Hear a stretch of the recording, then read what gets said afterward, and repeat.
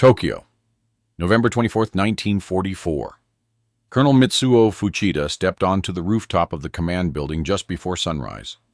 He squinted toward the western sky. A thin layer of clouds hung low over the city, like a lid over a boiling pot.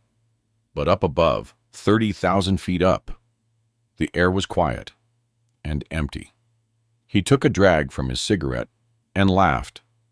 "These Americans," he said, "they fly high because they fear our courage." Someone beside him mumbled about the new American bomber. Fuchida waved it off. "It doesn't matter how high they fly. When they come close, we'll cut them down." But then, the air shimmered. A dozen silver glints appeared overhead, distant, cold, untouchable. No engine roar, no warning, just shadows in the stratosphere. Fuchida froze. He had seen bombers before, but never like this. Never this high, never this calm. He didn't know it yet, but the war was already over. It just hadn't landed. In the fall of 1944, Japan still believed it could outlast the American storm. The home islands had never been invaded. The people were weary, yes, but not broken. And in the minds of many commanders, including Colonel Mitsuo Fuchida, air superiority was still a question of will, not altitude. Tokyo's military elite met daily in quiet, smoke-filled room. Charts on the walls, red pins for American positions. Every man wore the same grim face. But beneath the surface, one idea still held. Japan would not fall like the others, not from the skiing. The Zero had become legend in the Pacific, a dance of grace and ferocity. In 1941 and 1942, American planes couldn't match it. So when news came that America had built a new bomber, large, fast, unescorted, Fuchida scoffed. What good is a plane that cannot turn? To him, American engineering was always too heavy, too slow, too dependent on machines. Reports from occupied China and Burma had whispered of a new kind of aircraft. Something massive, glinting in the sun, often unseen, always deadly. But Fuchida believed those were exaggerated. Morale stories from frightened soldiers. Back then, Japan's own aircraft industry was stretched to its limits. They lacked aluminum, lacked oil, and relied on hand-assembled planes with parts that couldn't be swapped. Each fighter was unique, built by craftsmen, maintained like a violin. To Japanese commanders, this was a point of pride. Their pilots trained for years. Their planes had soul. American machines were replaceable. Japanese warriors were not. Tokyo's radar system was outdated, a patchwork of coastal receivers and spotters. There were no deep inland tracking systems, no real warning net. The strategy was simple. If enemy planes come close enough to see, we send up the fighters. They assumed, wrongly, that any bomber had to descend to drop bombs. They never imagined a machine that could stay in the stratosphere and hit its mark from there. Meanwhile, in Saipan, the Americans had done something unthinkable. They had bulldozed coral reefs into airstrips. They had shipped fuel across oceans, stored in rubber bladders the size of cathedrals. And from those strips, the B-29 superfortress began to rise. Each one cost as much as a battleship. Each one carried more explosives than an entire squadron of Zeros. But in Tokyo, that scale was still invisible. What Fuchida and his peers knew was limited to theory. They had seen blueprints. They had heard intercepted chatter, but they had never seen one in flight. Not yet. So they laughed. They quoted the emperor. They repeated old mantras, spirit over steel, honor over mass. And they prepared to defend the skies with planes that maxed out at 30,000 feet. The B-29 could fly higher than that, but no one in Tokyo wanted to believe in something that their weapons couldn't reach. It was easier to dismiss it than admit they were now fighting a different kind of war. The first time Tokyo was bombed by a B-29, no one believed it. The explosions came just before dawn, low, distant rumbles, like someone knocking on the gates of the capital from the clouds. Civilians scrambled through alleyways, staring upward, pointing. But there were no planes, no dogfights, no vapor trails, just ash. Colonel Fuchida reviewed the reports with cold disbelief. Some claimed the attack came from 35,000 feet. Others said they had heard nothing, just silence, then thunder. At airfield bases outside the city, interceptor crews were still suiting up when the bombs hit. Their planes climbed, slow, sputtering, heavy, with high-octane fuel Japan could barely afford. But by the time they reached the sky, the targets had vanished. Radar officers at the coast shook their heads. "We saw flickers," one said, but then they disappeared. A young technician adjusted the knobs again and again. Finally, he whispered something that turned the room cold. "They're too high for our instruments." Fuchida waved it off. He blamed poor training, faulty equipment, fog. He reminded everyone that American morale was low, that their planes were built in a rush, that a mechanical beast that large could never sustain itself. "Let them come," he said. "We will meet them." But in the corridors of the Air Command, small questions began to ripple. Why were the bombs falling so accurately? Why could no one see the enemy? Why were there no American wrecks? A maintenance officer, flipping through a pilot's post-mission log, paused. Scrawled at the bottom was a single line. Reached 33,000 feet. Engines stable.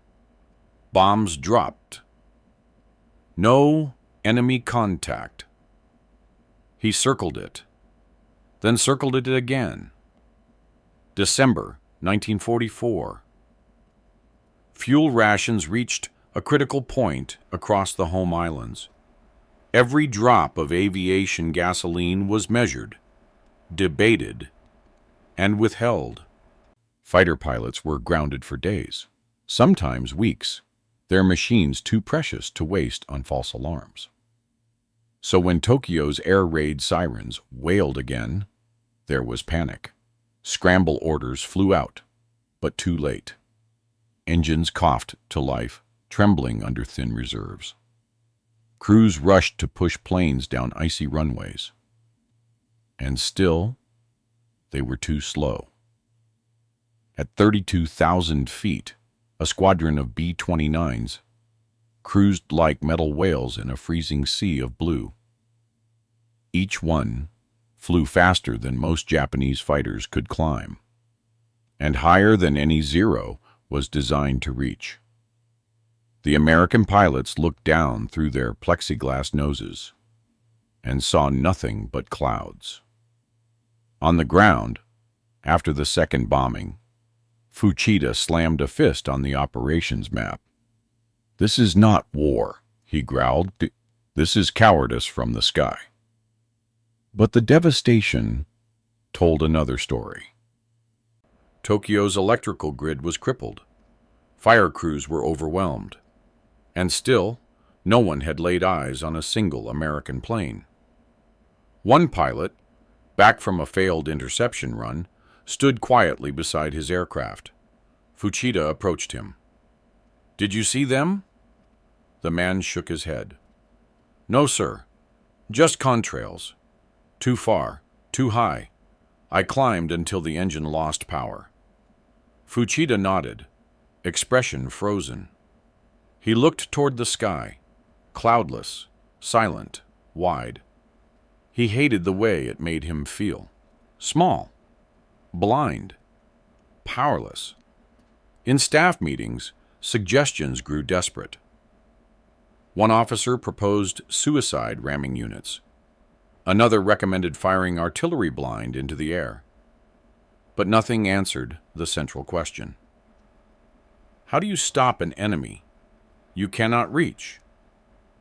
A captured radio intercept from the Americans played on a static-filled speaker. A voice, casual and calm, spoke into the Pacific air. "Altitude 330. Bombs away. No resistance." Laughter followed. It echoed in the war room longer than it should have. The third raid came with perfect clarity. No clouds, no wind. Just 27 Silver Titans floating over Tokyo at 34,000 feet. The bombing was methodical. Grids, coordinates, precision. No chaos, just a cold, mechanical rhythm. Colonel Fuchida stood on the rooftop again, binoculars trembling in his hands. He still couldn't hear them, could barely see them.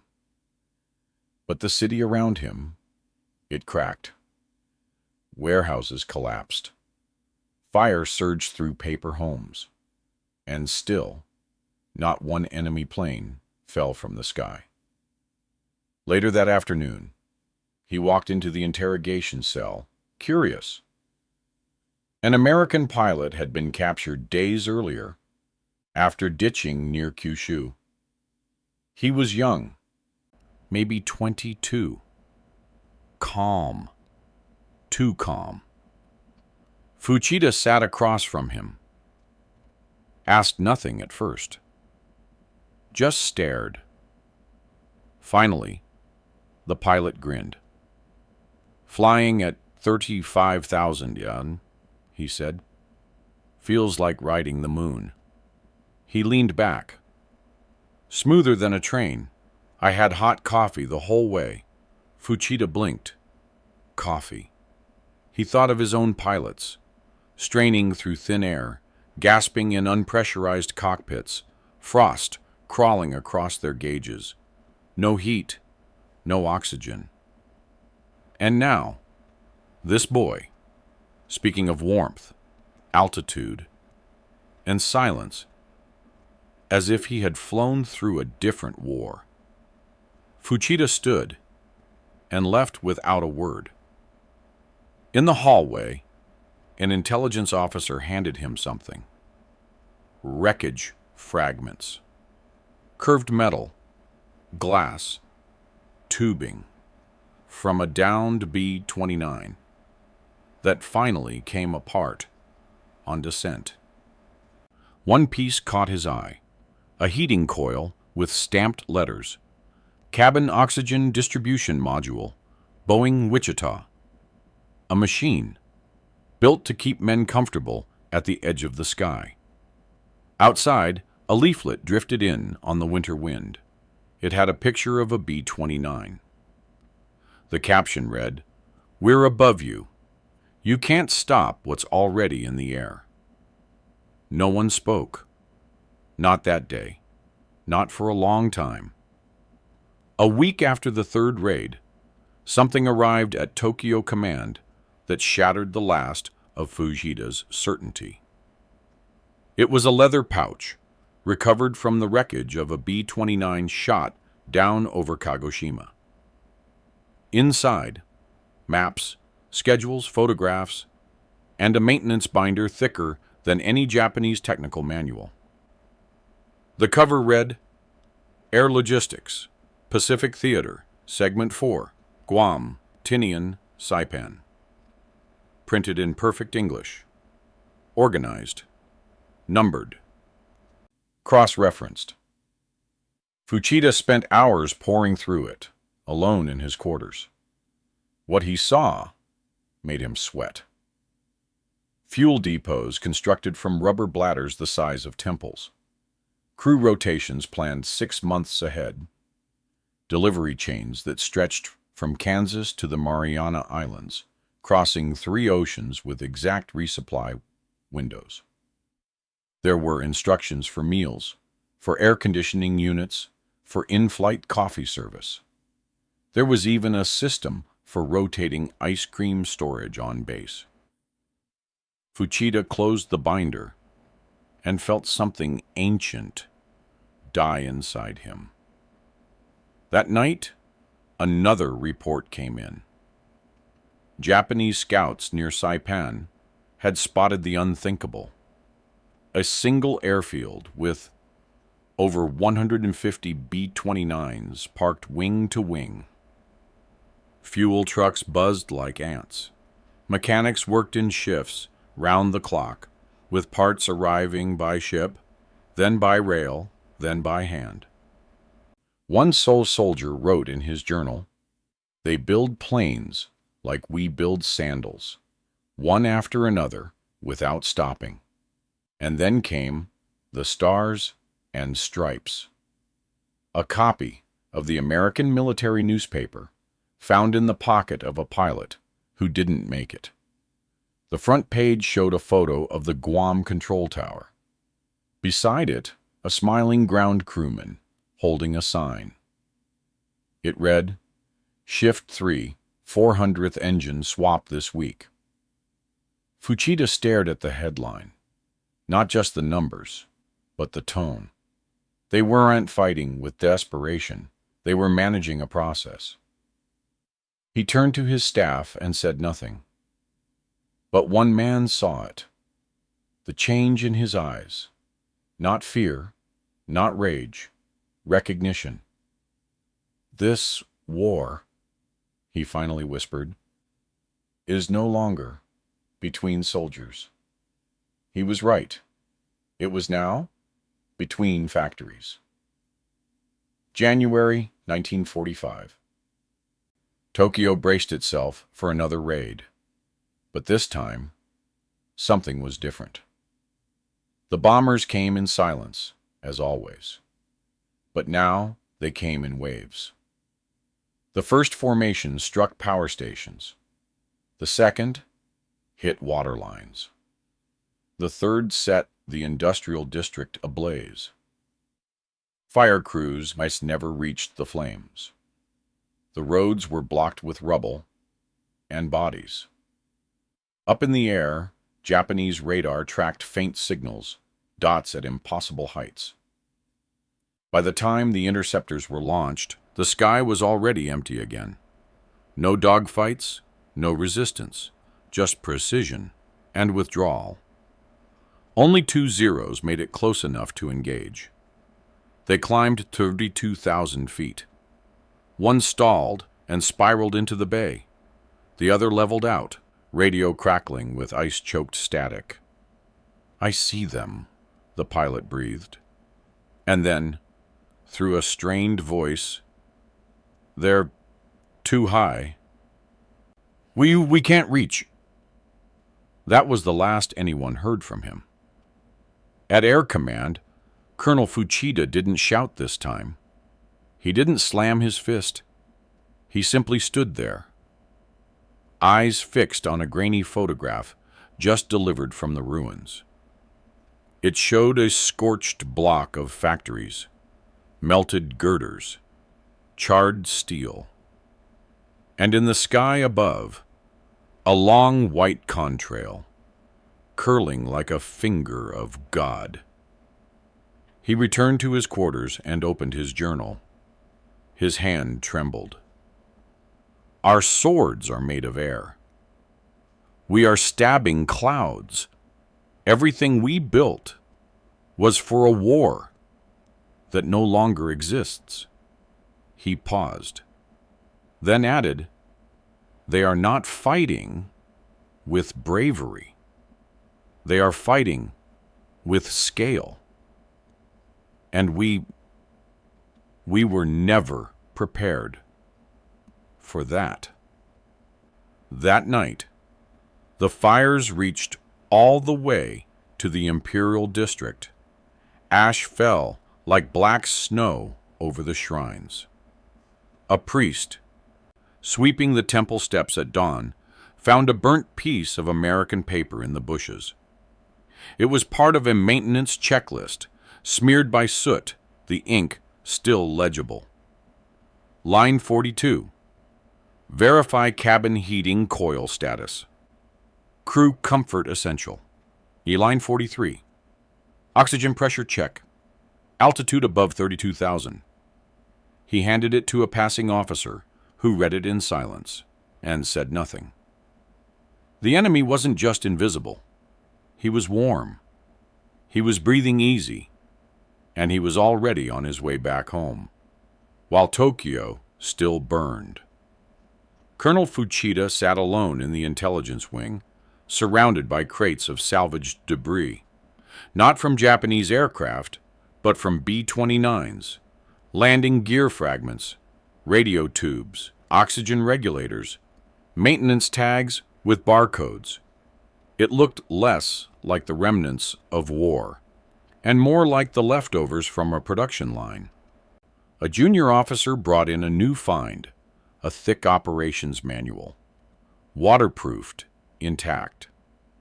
Its title, Standard Repair Procedures, Boeing Model 29. Fuchida opened to a random page. Page 247. Fuel line switch out. Estimated time, 15 minutes. Page 248. Engine fire protocol. Immediate swap authorization, priority. B. Every step, timed. Every bolt, numbered. In Japan, aircraft were built like art, each rivet drilled by hand, each engine tuned by ear. Replacement was unthinkable, because each machine was one of a kind. But these bombers, they weren't sacred. They were tools, interchangeable, expendable, infinite. Another report arrived from the Southern Front. American engineers had landed on a tiny atoll. No harbor, no infrastructure. Within a week, they had laid down a steel mat runway and launched 3 bombing sorties. The field had fuel bladders, radio towers, spare parts, and ice. Fuchida stared at the photographs. Dozens of mechanics, hundreds of crates, and near the edge of the frame, a line of soldiers waiting for something. He leaned in. It was ice cream. They had built an airfield in the Pacific wilderness, staffed it, flooded it, and were serving dessert. He turned back to his officers. "What are we fighting?" he asked. No one answered, because the truth was unbearable. They weren't fighting men. They were fighting a process. The more Fuchida studied the American system, the more it felt less like war, and more like something deeper. It wasn't just numbers. It wasn't just altitude. It was belief. In a warehouse filled with captured materials, he found a faded label stamped on a wooden crate. Assembled in Texas. Final integration. Guam, use. Before March 1945. 3 locations, 1 purpose. Timed like a symphony. The crate held nothing special, just aluminum tubing and rubber gaskets. But every piece was identical. standardized, modular, replaceable. In Japan, if a plane's coolant line cracked, it grounded the craft for days. In America, the line was removed in minutes and swapped with another, exact down to the millimeter. It wasn't just engineering, it was philosophy. In Japanese factories, craftsmen worked in silence, bending metal by memory. In American plants, men and women worked it to the beat of machines, each person doing one step over and over until the system moved like a living thing. One intercepted document listed the production line schedule from Ford's Willow Run plant in Michigan. One B-24 Liberator every 63 minutes. Thousands of parts made in different states arriving by train, by truck, by belt, all snapping together without pause. Fuchida read it twice, then whispered, "They don't just build machines. They build how to build machines." A colonel from Naval Intelligence visited him that evening, holding an American newspaper clipping, a photograph of a child, maybe 10 years old, working on a model airplane. The commission, future engineer, building tomorrow's wings today. That's when it hit him. America didn't teach its children to die for the emperor. It taught them to build. And they had built a nation that could fight a war without ever seeing the battlefield. From a Kansas factory, to a Pacific runway, to the frozen skies above Tokyo, every piece clicked into place. Effortless, inhuman. Fuchida turned away from the photos. He didn't need to see more. "They don't just fly higher," he muttered. "They think higher." By the spring of 1945, the numbers had replaced the noise. American production had become its own weapon, one that needed no camouflage, no propaganda, just math. The United States had produced 3,970 B-29 superfortresses. Each one carried over 20,000 pounds of bombs. Each one could fly from Guam to Tokyo and back again without refueling. And they did, by the hundreds. Japan, by comparison, had built just 8,000 fighters in the same period. But most never reached combat. No fuel, no parts, no pilots left to fly them. One B-29 cost the United States over $600,000, more than a battleship by weight. But they didn't treat them like trophies. They treated them like arrows. Shoot, reload, fire again. Fuchida sat across from a logistics officer in late April, staring at a chart. The Americans had drawn it themselves. It wasn't classified. It simply showed dots. Dots for fuel depots, dots for forward airstrips, dots for aircraft carriers. A constellation of steel, stretching from California to Okinawa. The line to Tokyo? Straight, unbroken. The officer handed him another paper, a quote from a U.S. Army quartermaster. "We burn 2 million gallons of gasoline to keep one bomber group airborne. If it gets the job done, we'll burn 2 million more." Fuchida looked down. 2 million gallons for one mission. He had lost entire squadrons, veteran pilots, irreplaceable machines, trying to stop what that fuel had launched. He had spent weeks debating over 50,000 liters. They spent that in an hour, just to get airborne. Another report from Saipan listed weekly airframe turnover. 44 bombers damaged, 20 repaired, 12 scrapped, 16 replaced. The tone wasn't even urgent. It was routine. They weren't waging war. They were managing a supply chain. That same month, an intercepted memo from Stars and Stripes reached Tokyo. It was from a base captain in Tinian.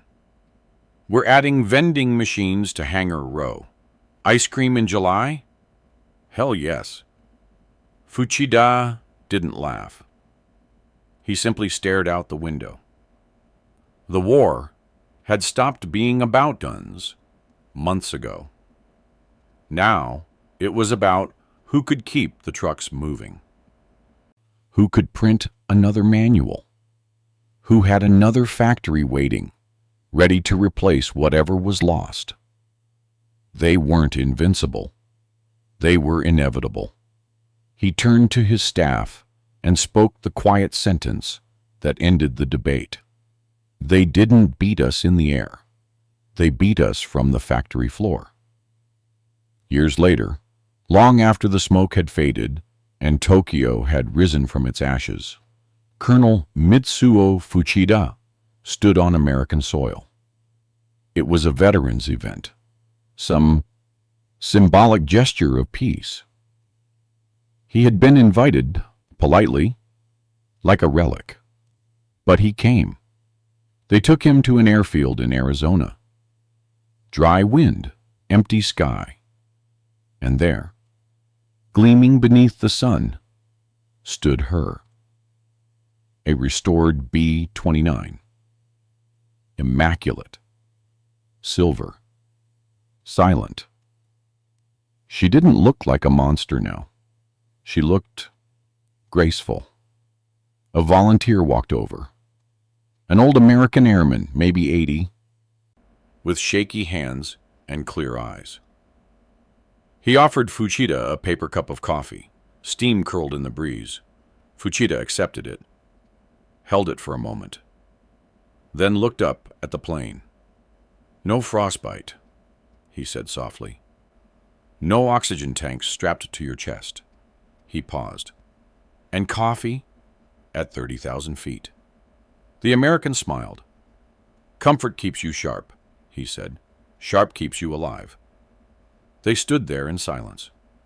Two old men beneath a machine that once ruled the sky. Once untouchable.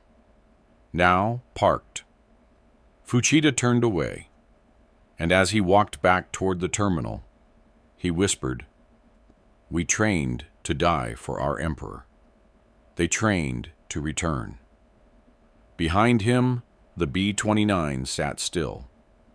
But in his mind, she was rising again, slow, patient, inevitable. Somewhere, high above, the war still echoed.